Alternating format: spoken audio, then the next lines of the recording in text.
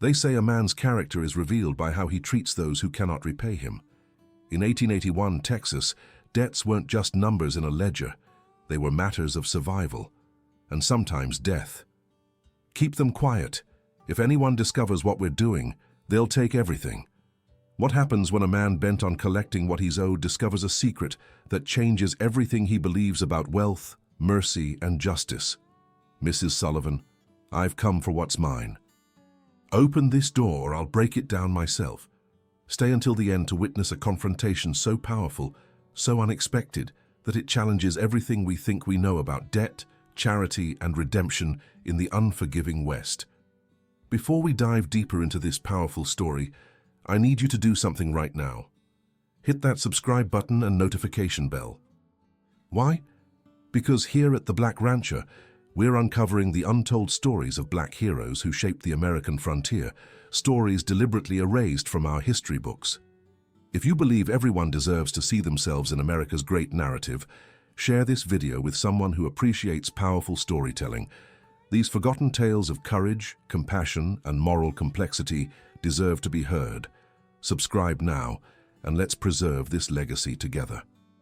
Now let's journey back to 1881, to a small Texas town where our story begins. The summer of 1881 brought nothing but hardship to Redemption, Texas. 3 months without rain had turned the land brittle and desperate.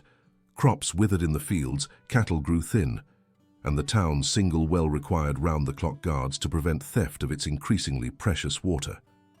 Isaiah Freeman wiped sweat from his brow as he guided his chestnut stallion down the dusty main street. At 42, his close-cropped beard showed flecks of gray, and 15 years of ranch work had left permanent creases around his eyes. The locals called him the Black Rancher, some with respect, others with barely disguised contempt. But no one could deny that Isaiah had built something remarkable, the Crescent Moon Ranch, 200 acres of the most productive land in the county. "Freeman," Sheriff Davis called from the saloon porch, "didn't expect to see you in town today." Isaiah nodded curtly. "Sheriff, just business." "Sullivan Place?" the sheriff asked, spitting tobacco juice into the dirt. "That's right." Sheriff Davis shook his head. "Good luck getting blood from that stone. Woman's been barely hanging on since her husband passed." "Been 8 months," Isaiah replied, his voice betraying no emotion. "I've been patient, more than fair." "Suit yourself." The sheriff shrugged. "Just don't cause trouble." Isaiah guided his horse past the general store, the blacksmith, and the small church, before turning onto a narrow dirt road that led to the edge of town. The Sullivan Place was a modest 2-room cabin with a sagging porch and shutters hanging askew. An attempt at a vegetable garden withered in the front yard. Nothing about the property suggested its owner could repay a debt of $80, a small fortune in these parts. As Isaiah dismounted and tied his horse to a post, he removed a folded document from his vest pocket. The promissory note, signed by James Sullivan 6 months before his death, was creased and worn from repeated handling. Isaiah had been lenient, far more than most creditors would have been. But his own debts were mounting and the drought had hit his ranch hard. He needed every dollar owed to him. He approached the door, noticing the brittle silence that surrounded the property. No chickens clucking, no sounds from within. Yet a thin trail of smoke rose from the chimney despite the scorching heat. Someone was home. Isaiah knocked firmly, waited, then knocked again harder. "Mrs. Sullivan," he called. "It's Isaiah Freeman from Crescent Moon Ranch. We need to talk about your husband's debt." Silence. Then a hurried shuffling, whispers, and the sound of a bolt being drawn. The door opened just enough to reveal Sarah Sullivan's thin face. Once beautiful, the past year had etched deep lines around her mouth and eyes. Her blonde hair was pulled back severely, and her dress, though clean, was patched in multiple places. "Mr. Freeman," she said, her voice barely above a whisper, I wasn't expecting you today."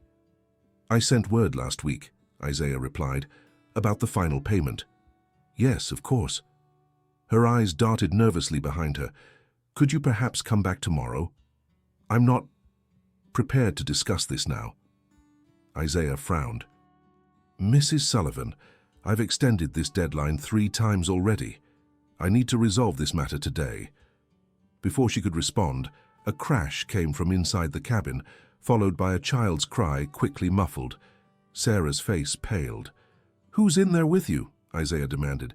Just me. I knocked something over, that's all." Her grip tightened on the door. Isaiah's eyes narrowed. "Mrs. Sullivan, either you invite me in to discuss this properly, or I'll be forced to involve the sheriff in collecting this debt. Your choice." Fear flashed across her face. She hesitated, then reluctantly opened the door wider. "Please, keep your voice down when you come in." Isaiah stepped into the dim interior of the cabin and froze. What he saw made the promissory note in his hand suddenly feel weightless. The single room was sparsely furnished. A worn table, 3 mismatched chairs, and a small cook stove in the corner. But what caught Isaiah's attention were the children, 7 of them, ranging from perhaps 3 to 12 years old, huddled together on a pallet of blankets in the corner. Their clothes were patched but clean, their faces thin but not emaciated. And most striking of all, not one of them looked related to Sarah Sullivan or her late husband.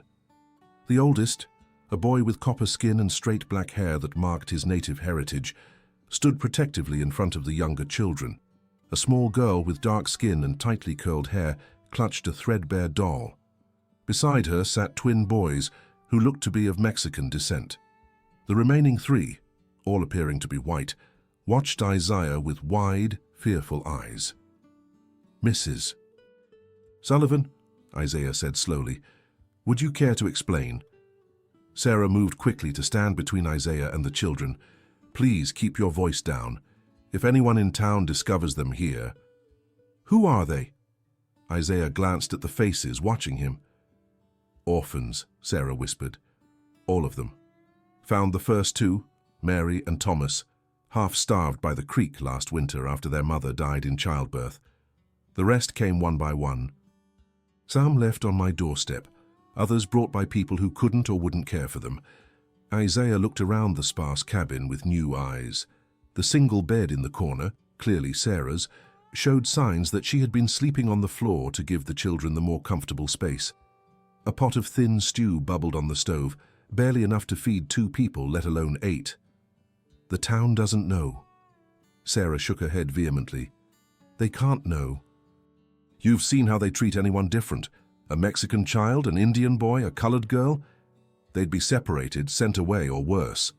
And no one would allow a widow with barely enough to feed herself to take in 7 children. Isaiah looked at the promissory note in his hand, then back at the children. The oldest boy met his gaze unflinchingly, ready to protect the younger ones if necessary. "Where does the food come from?" he asked quietly. Sarah hesitated. I take in washing and mending. I grow what I can. The children old enough to work help where they can without being seen. It's not enough, but we manage." "And the money for my debt?" Sarah's shoulders slumped. "There is none, Mr. Freeman. I've been hoping for a miracle, but—" She straightened, her voice finding strength. "Take the cabin, take everything, but please give us time to find somewhere else, somewhere safe for the children." Isaiah felt something shift inside him, a sensation he hadn't experienced since his own days of hiding and running. He carefully folded the promissory note and returned it to his pocket. "How long have you been doing this?" "Almost a year. Thomas came first, before James died. My husband—" She paused. "He wasn't a kind man, Mr. Freeman. When he found out I'd taken in Thomas, he was furious. That night was the worst beating he ever gave me. He died 3 days later, kicked by his own horse while drunk." Isaiah absorbed this information, seeing Sarah Sullivan in an entirely new light. He remembered the rumors about James Sullivan's temper and his frequent visits to the saloon. "And after he died, you brought in more children?" Sarah nodded. "One by one. Each time telling myself it would be the last. But how could I turn them away? Where would they go?" The small girl with the doll took a tentative step forward, looking up at Isaiah with huge brown eyes. "Are you going to make us leave?" Before Isaiah could answer, Sarah quickly moved to the child's side. "Mary, hush now, the grown-ups are talking." Isaiah knelt down to the child's level. "What's your name, little one?" "Mary," she whispered. "Are you an angel?" Isaiah couldn't help but smile. "No, child. I'm just a rancher." "You're the color of my mama was," she said simply. The straightforward observation hit Isaiah like a physical blow. He looked at Sarah, who nodded slightly. Her mother worked at the Taylor plantation in East Texas, died trying to reach freedom with Mary. Isaiah stood slowly, his mind racing with calculations and possibilities. "Mrs. Sullivan, I'd like to see your provisions." Sarah led him to a small pantry off the main room. The shelves were nearly bare. A small sack of flour, some dried beans, a few potatoes sprouting eyes. It was nowhere near enough to feed 8 people for even a few days. "How have you managed this long?" he asked, genuinely curious. "Prayer," she replied simply, "and kindness from unexpected places. Mrs. Parker from the general store sometimes leaves day-old bread by the back door. The butcher's boy brings bones with more meat on them than his master knows. We forage. We hunt small game when we can." Isaiah nodded, making a decision that surprised even himself. "I'll be back in an hour. Keep the door locked." Before Sarah could respond, he turned and left the cabin, mounting his horse quickly. The debt and the promissory note were far from his mind as he rode back toward town with new purpose. Isaiah's first stop was the general store, where he filled 2 large burlap sacks with provisions: flour, sugar, coffee, salt pork, beans, cornmeal, and even a small bag of hard candies. Mrs. Parker, the storekeeper's wife, raised her eyebrows at his purchases. "Feeding an army, Mr. Freeman?" "Just stocking up," he replied casually. "Droughts got everyone worried." His next stop was the butcher's shop, where he purchased more meat than he had bought in months. Then the dry goods store for fabric, thread, and 2 pairs of children's shoes. By the time he finished, his saddlebags and a hastily purchased pack horse were laden with supplies. As he secured the last of the packages, a familiar voice called out behind him. "That's quite a shopping trip, Freeman." Isaiah turned to see Sheriff Davis leaning against a hitching post, watching him with suspicious eyes. "Just restocking the ranch," Isaiah replied evenly. "Funny timing," the sheriff said, examining his fingernails. "Just after visiting the Sullivan place, woman doesn't have 2 pennies to rub together, but suddenly you're buying half the store." Isaiah met the sheriff's gaze steadily. "My business is my own, Sheriff. Maybe, maybe not." Davis pushed himself away from the post. "Saw some strange tracks around the Sullivan property last week. Too small for adults. Made me wonder what that woman might be hiding out there." Isaiah felt his muscles tense but kept his expression neutral. "Probably just animals. Droughts driving them closer to town." "Maybe." The sheriff didn't sound convinced. "Or maybe I should pay Mrs. Sullivan a visit myself. Make sure everything's legal." Isaiah knew a threat when he heard one. He also knew Sheriff Davis's reputation for enforcing the law selectively, especially when it came to orphans who could be sent to work at the larger ranches for little more than room and board, arrangements that often included kickbacks to those who placed them there. "That debt she owes you," Isaiah said carefully. "I'm buying it." The sheriff's eyebrows rose. "You're what now?" "I'm buying the debt and the property, making it part of Crescent Moon Ranch." Isaiah improvised quickly.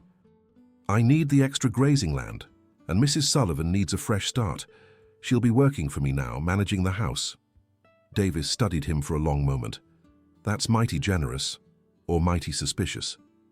"It's business," Isaiah replied firmly, "and as you pointed out, it's mine." The sheriff spat into the dirt. "You've always thought yourself better than the rest of us, haven't you, Freeman? Building that fancy ranch, acting like you belong." Isaiah remained silent, knowing any response would only escalate the situation. "Fine," Davis said finally, "but I'll be watching. One hint that something's not right out there, and I'll be paying you both a visit, official-like." Isaiah nodded once, then mounted his horse and guided the pack horse out of town, feeling the sheriff's eyes on his back the entire way. If you're enjoying this story of debt, discovery, and unexpected compassion in the Old West, make sure you've subscribed to The Black Rancher for more powerful tales of black cowboys and ranchers who helped shape America's frontier. Hit that like button, and share this video with someone who appreciates stories that challenge our understanding of history. Now let's continue our journey to see how Isaiah Freeman handles his discovery of Sarah Sullivan's secret orphanage, and what happens when the town begins to suspect something unusual is happening at the edge of Redemption, Texas. Sarah's eyes widened as Isaiah unloaded package after package into her small kitchen. The children, initially wary, now watched with undisguised amazement as food, fabric, and supplies piled up on the table and floor. "Mr. Freeman," Sarah whispered, "I don't understand. Why are you doing this?" Isaiah paused, a sack of flour balanced on his shoulder. "The sheriff suspects something. He's planning to visit soon." Fear flashed across Sarah's face. "The children—" "We don't have much time," Isaiah interrupted. "I told him I was buying your debt and your property, making it part of my ranch, that you'd be working for me now." "What?" Sarah stepped back in shock. "But it's just a story," Isaiah explained quickly. "To buy time, but we need to make it convincing." He set down the flour and faced her directly. "Mrs. Sullivan, I have a proposition, a dangerous one." The oldest boy, who had been helping bring in packages, moved closer to Sarah. Isaiah had learned his name was Joseph, rescued from an Indian school where he'd been beaten for speaking his native Apache language. "What kind of proposition?" Sarah asked cautiously. "Move to Crescent Moon Ranch, all of you." Isaiah gestured to the children who had gathered around. "I have space. A bunkhouse the hands use during roundup, empty most of the year. Land far from prying eyes. Food enough to share." Sarah stared at him in disbelief. "Why would you risk this? Your ranch, your reputation." Isaiah looked at the children's faces, hopeful, frightened, resilient, then back to Sarah. "Because 20 years ago, I was that boy." He nodded toward Joseph. "And that girl." He looked at Mary. "I was property, not a person. When freedom came, most doors remained closed to me, but one man, a white rancher named Abraham Jenkins, took a chance on me, taught me everything he knew. When he died, he left me enough to start my own place." He paused, his voice growing quiet.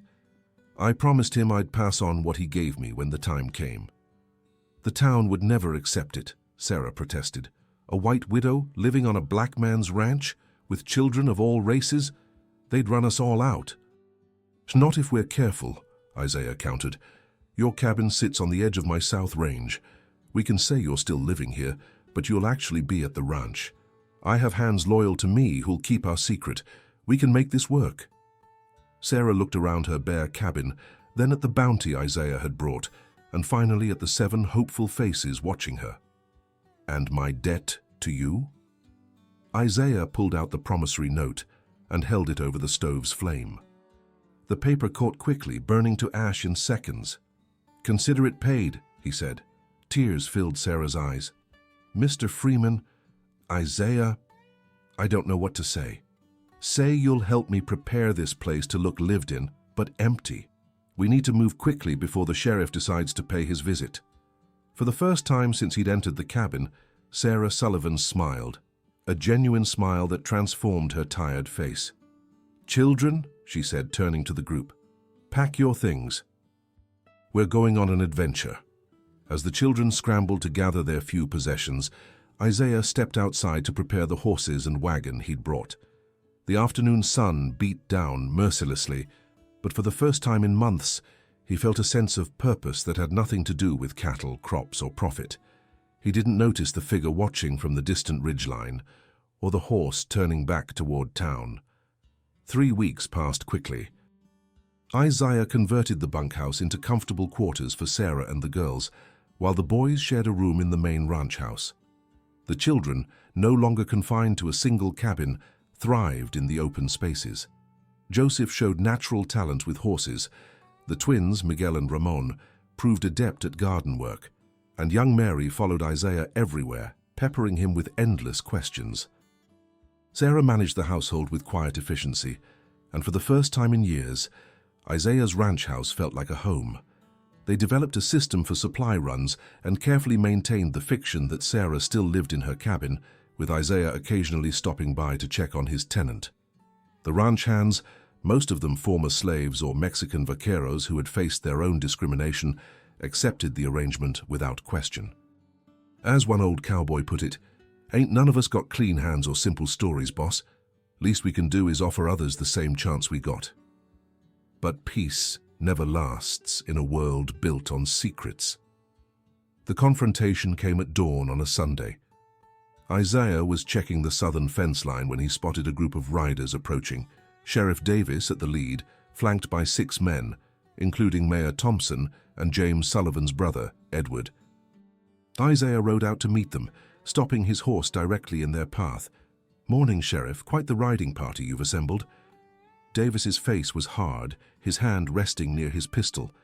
"Where are they, Freeman?" "Where are who?" "Don't play dumb," Edward Sullivan spat. "The children. The orphans my sister-in-law has been hiding. And where is Sarah? She hasn't been seen at that cabin in weeks." Isaiah kept his expression neutral despite his racing heart. "Mrs. Sullivan works at my ranch now, as I told the sheriff. She stays in the workers' quarters during the week. As for children, I don't know what you're talking about." "We have a witness," the sheriff said smugly. "Saw you loading supplies at the Sullivan place 3 weeks back. Saw the children too." Mayor Thompson leaned forward in his saddle. "This is a serious matter, Freeman. Harboring orphans without proper documentation. Housing children of different races together, endangering their moral character. And a white widow living under the same roof as a black man? The very suggestion is scandalous." "My ranch, my business," Isaiah replied firmly. "Not anymore," Edward Sullivan sneered. "I'm claiming my brother's property and his widow's guardianship. The law's on my side, and those orphans need proper Christian homes, separated by their kind, of course." Isaiah knew what that meant. The white children would go to respectable families as unpaid servants. Joseph would be sent back to an Indian school, or worse. The twins would be shipped to a labor camp on the border. And Mary, he couldn't bear to think of what would happen to her. "You'll need to come with us to the ranch," Sheriff Davis said, "while we conduct our search." Isaiah shook his head slowly. "No." The sheriff's eyebrows shot up. "No? That wasn't a request, Freeman. This is my property. You have no warrant, no legal right to search it. We have reasonable suspicion. You have rumors and prejudice," Isaiah cut him off. "Nothing more." The mayor sighed dramatically. "We'd hoped to handle this civilly, but you leave us no choice." He nodded to the sheriff. "Arrest him."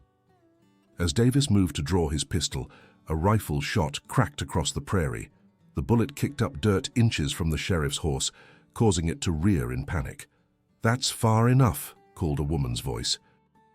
All eyes turned to see Sarah Sullivan standing on a rise 30 yards away, rifle balanced steadily in her hands. Behind her stood the ranch hands, 6 men, all armed. "Mrs. Sullivan," the mayor called, "put down that weapon and come with us. You're violating several laws." "The only law that matters," Sarah replied calmly, "is God's law to protect the innocent." She worked the lever action smoothly, chambering another round. "These children have suffered enough." "You're outnumbered," Isaiah told the group, "and outgunned." Edward Sullivan's face flushed with rage. "You can't win this, Freeman. Even if you drive us off today, we'll be back with more men." "Perhaps," Isaiah acknowledged. "Or perhaps you should hear my proposition first." "Proposition?" the mayor scoffed. "What could you possibly offer?" Isaiah smiled slightly. "Information about the mayor's creative bookkeeping with the town funds. About the sheriff's arrangements with the Barton Ranch regarding those orphans he sends their way. About Edward Sullivan's gambling debts in Fort Worth, signed over to me last month when I purchased his markers."